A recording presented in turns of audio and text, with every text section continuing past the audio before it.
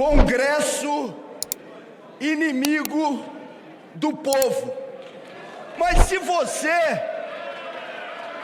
você não é deputado inimigo do povo, você não deve se sentir ferido com a minha fala. Se você age de acordo com a consciência pública e acha que os seus eleitores não têm do que se envergonhar, eu tenho certeza que não se zanga como eu não me zango, como muitas deputadas e deputados não se zangam, quando essa expressão é dita. Agora, deputados e deputadas, não imaginem que eu vou ter as minhas convicções cerceadas e deixar de exercer o papel como deputado para me salvar. Sobre a minha mãe e sobre o que aconteceu, eu confesso para os senhores e para as senhoras, para defender a minha família, eu sou capaz de muito mais do que um chute na bunda. Muito mais. Para defender a minha família, um chute na bunda, eu confesso a vocês, é nada. Todas as vezes que eu lembro da minha mãe, eu me emociono.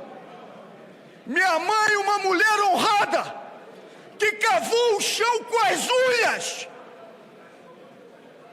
Aquele pobre diabo que por 7 vezes me atacou em espaços públicos e na 5ª vez falou o que falou da minha mãe, não sabia o que estava dizendo, não sabia.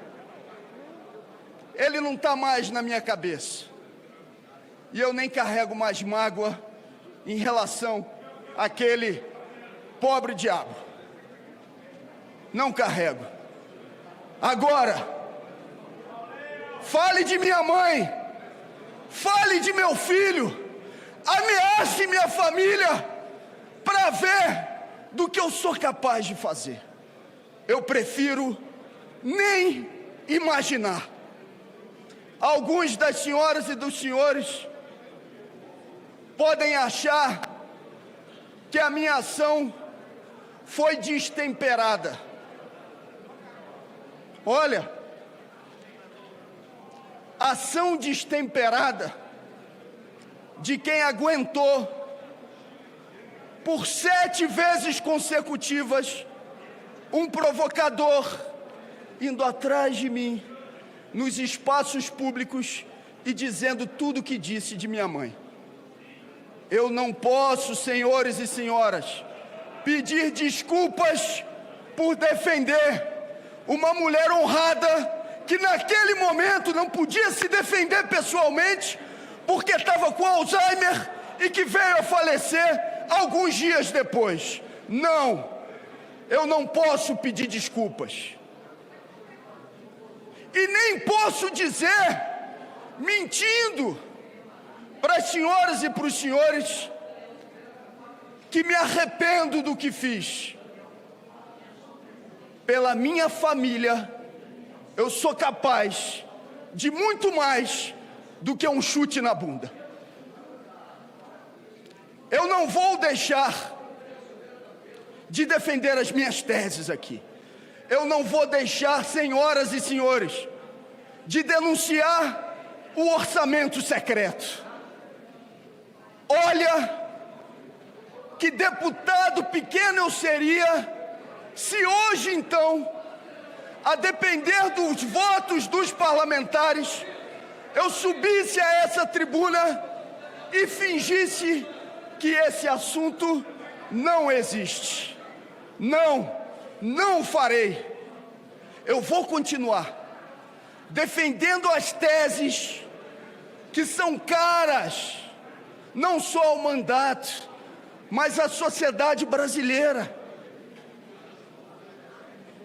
Eu atendi a uma solicitação que foi feita por amigos, por amigas, por aliados, pela minha família, por companheiros, inclusive, que fizeram essa solicitação no dia de hoje aqui.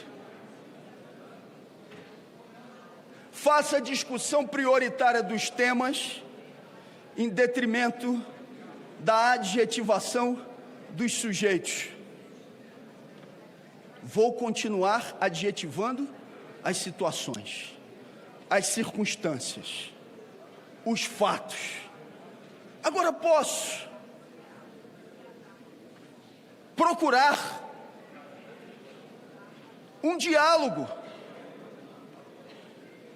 com as senhoras e com os senhores de maneira firme e respeitosa, mas não vou fingir aquilo que não sou. Não vou chamar o deputado num canto e dizer: deputado, me perdoe, eu não falo mais sobre orçamento secreto. Não farei. Eu não vou deixar de dizer aquilo que já disse em relação ao ex-presidente da Câmara, o senhor Arthur Lira. Todo mundo aqui sabe, convenhamos, essa tentativa de cassação não tem absolutamente nada a ver com o chute na bunda dado no provocador. Os senhores e as senhoras sabem que quem deu força a essa representação foi o ex-presidente da Câmara. Mas eu espero que ele, do ponto de vista político, seja responsabilizado por aquilo que faz comigo hoje, mas por aquilo que faz contra o Brasil. Eu lamento muitíssimo, inclusive, que o atual presidente da Câmara, o senhor Hugo Mota, hoje coloque essa matéria em votação, imaginando que gerará uma falsa simetria entre o meu caso e o caso de Carla Zambelli. Senhoras e senhores, do ponto de vista prático, Carla Zambelli já está cassada, porque já tem uma decisão do Supremo Tribunal Federal que retira da parlamentar os seus direitos políticos, deputada que hoje, inclusive, está presa na Itália pelos crimes cometidos. Não venham querer me igualar com o caso de Eduardo Bolsonaro. Eu não conspirei contra o meu país no exterior. Eu não promovi ações de ataque à classe trabalhadora do nosso país. Você pode discordar daquilo que eu estou dizendo, mas você não pode calar a minha boca e me impedir de dizê-lo. Senão, eu serei um deputado cassado antes da votação. Se for para não discutir os grandes temas, para não falar o que é fundamental e simplesmente me comportar, imaginando que com isso possa ter a boa vontade de alguns para que a cassação não se dê, senhoras e senhores, o que eu estaria fazendo era me cassar previamente e me corrompendo. Eu pergunto aos deputados e deputadas, e principalmente ao povo que está nos assistindo, durante todo esse período que eu aqui estou, desde o ano de 2009, e não é pouco tempo, existe uma única denúncia de corrupção contra mim? Existem, deputados? Não tem uma única denúncia de corrupção desde o ano de 2009. E eu agora, então, sou retirado à força do mandato. sem ter cometido crime.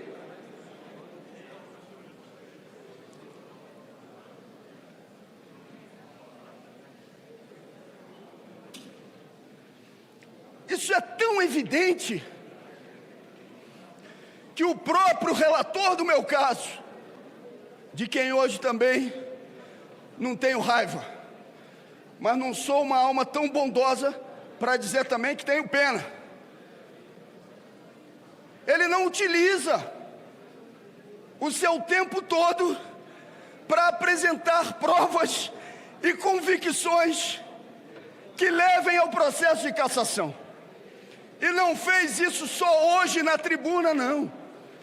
Na comissão, no Conselho de Ética, sabem quantas perguntas o relator fez à minha pessoa? Nenhuma.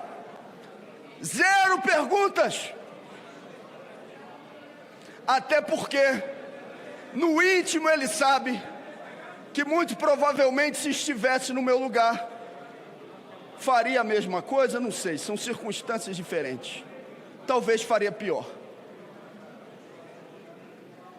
É tão grave, flagrante a situação, que o partido que representou, pedindo a cassação do mandato no Conselho de Ética, senhoras e senhores, sabem quantas vezes eles foram ao Conselho de Ética fazer alguma pergunta, deputado Chico, ou defender que eu fosse cassado? Nenhuma vez. Nenhuma vez.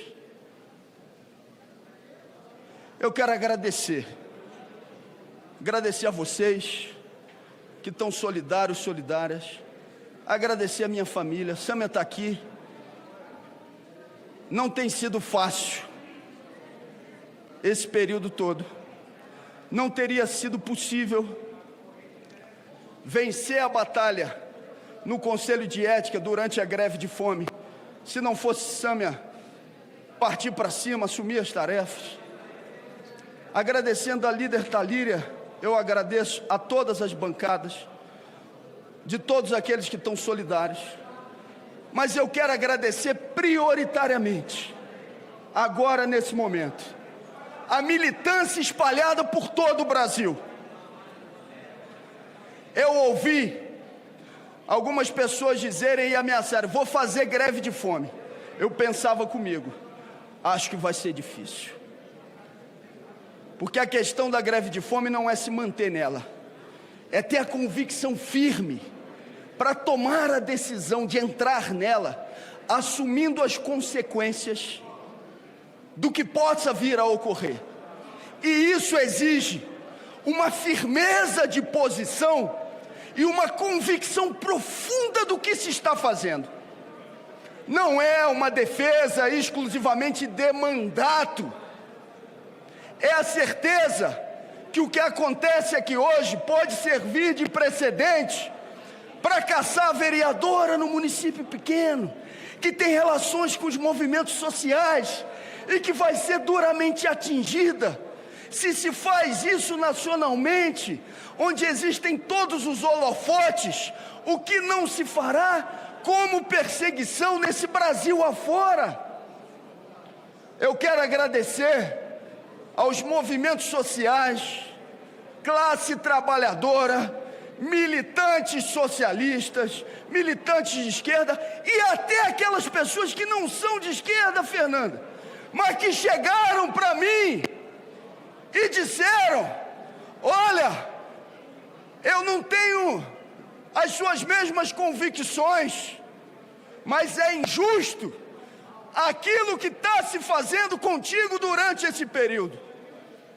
Eu percorri em 1 mês e 18 dias, e parecia impossível, os 26 estados brasileiros e o Distrito Federal, ouvindo as pessoas, plenárias públicas lotadas. Muita coisa ruim aconteceu nesse processo, mas aconteceu coisa boa também. Eu ganhei uma irmã, Celinha, que está aqui junto com a gente. Eu ganhei vários irmãos e irmãs espalhadas por aí, que abraçam, que dizem: nós estamos contigo, segue firme, não abaixa a cabeça, a injustiça não pode prevalecer. Eu recebi durante esse período muitas manifestações que eu confesso que não esperava, religiosas, das mais variadas orientações, dizendo: estamos rezando, estamos orando, estamos pensando positivo.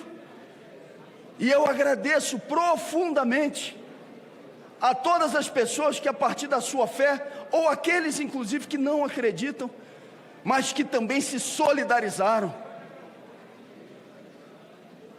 Depois, uma jornada passando por 28 cidades, conversando com as pessoas, olhando no olho, passeatas dentro da Câmara e fora da Câmara. Hoje inclusive lamento, e não vou deixar de dizê-lo, lamento que o presidente da Câmara, Hugo Mota, não tenha liberado as galerias, porque tinha muita gente que queria acompanhar essa sessão e que foi impedida de fazê-lo. Eu pensei inclusive, fazendo esse agradecimento profundo, que hoje aqui eu estaria nervoso, mas eu estou tomado de uma profunda calma. Deputado Lindbergh, deputada Benedita, eu estou calmo, porque eu tenho a convicção de que estou cumprindo uma tarefa, e que a gente está dialogando, Paula, com uma juventude que vai olhar para o que está acontecendo aqui no dia de hoje e vai dizer: não se pode negociar princípios e convicções profundas. Taticamente, você pode fazer negociações. Agora, negociar princípios, isso não pode ser feito. E eu saio desse processo, independentemente do resultado que a gente vai ter a partir da aferição dos votos dos parlamentares, com a consciência de que essa é uma etapa para muitas outras que vêm pela frente. Porque eu, senhoras e senhores, e falo isso com todo respeito, eu estou deputado federal. Estou. Eu sou um militante socialista e serei por toda a minha vida. E isso não se negocia. Eu vou continuar fazendo a denúncia sobre a Refit. Ah, mas isso vai desagradar. Paciência. Não farei mandato, Duda, pela metade. A decisão, nesse momento, é dos senhores. Quem vai definir o voto a ser dado e o resultado desse placar não sou eu. Inclusive porque, pelo que eu entendi bem do que foi dito pelo presidente, eu nem voto, não é isso? Então o meu voto não contará e não valerá. Mas o voto de muita gente que não está aqui nesse plenário, e eu não estou falando de campanha eleitoral, para mim vale com profundidade, deputado Vicentinho. Quando eu cheguei aqui em 2009 e acompanhei as primeiras audiências sobre as 40 horas semanais, eu tive a certeza, a ampliação da convicção de qual era o meu lado.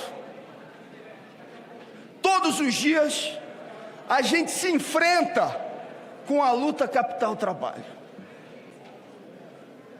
E eu estou tranquilo que todo lado da classe trabalhadora. Hoje a luta é pelo fim da escala 6x1, contra a pejotização, em defesa das nossas terras raras, da nossa soberania, na garantia de que a gente possa ter a classe trabalhadora brasileira sendo respeitada, e que o mandato não pode ser um fim em si mesmo, ele tem que ser um meio de articulação com a sociedade. Quando aprendi, inclusive, o que Lenin dizia sobre mandatos, de que mandato no parlamento burguês tem que ser tribuno ou tribuna do povo, passei todos os dias, deputado Arlindo, a exercer essa tarefa como convicção profunda. Talvez por isso eu me sinta nesse momento tranquilo, porque atendi ao apelo dos amigos e das amigas de não adjetivar as pessoas, mas estou fazendo um discurso, uma fala, que é o mais íntimo do que eu sou, do ponto de vista político, sem abrir mão de princípios.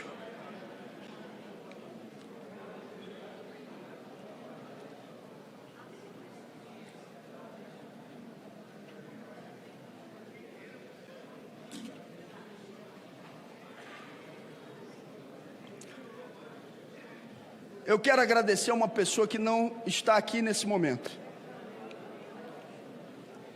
nesse plenário, mas está com a gente. Hoje eu me emocionei muito com ela, inclusive pelo telefone, que é a nossa querida deputada Luísa Erundina.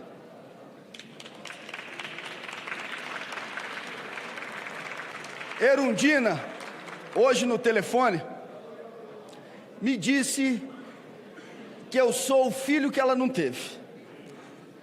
E o tamanho da emoção de sentir isso, de ouvir isso, de chorar com ela, é algo que absolutamente não tem preço.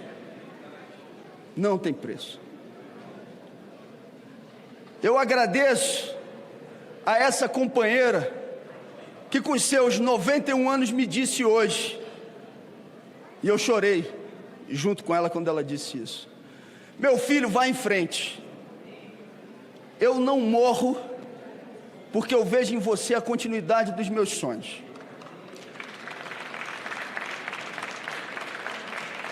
Ouvi, deputado Orlando, de Luísa Erundina uma frase como essa, para mim é a melhor recompensa, que não é financeira, que alguém que está na militância e na luta política pode ter.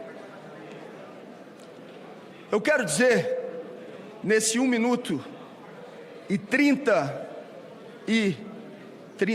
segundos que me restam, que meu filho, Hugo, tem hoje 4 anos de idade. Ele não entende o que está acontecendo aqui. Ele não sabe o que está acontecendo nesse plenário. Ele gosta de vir à Câmara. Talvez até tenha mais empolgação para vir do que eu mesmo. Ele gosta de subir nesses carpetes. Mas daqui a alguns anos, ele vai ver esse vídeo. Ele vai saber o que aconteceu aqui no dia de hoje. E eu quero muito que o meu filho, vendo essa cena, vendo essas imagens, saiba que ele não tem motivo, como eu não tive nenhum motivo para me envergonhar da minha mãe, como ele não tem motivo para se envergonhar do pai dele.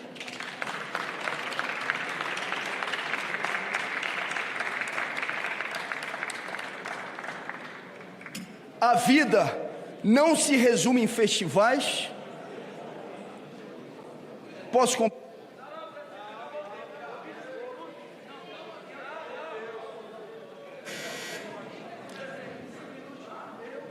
Calma, são só 30 segundos.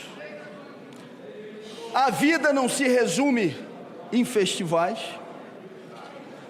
mas o ferimento a liberdades democráticas e calar um mandato de quem não se corrompeu é sim uma violência. E eu agradeço a todos os brasileiros e brasileiras que estão, nesse momento, acompanhando essa sessão, que eu espero que nunca mais se interrompa a transmissão, e estão agora olhando para o que está acontecendo aqui e sabendo que tem quem não se desvia dos seus propósitos e que mantém firme a sua militância e a sua vida. Muito obrigado, um abraço grande.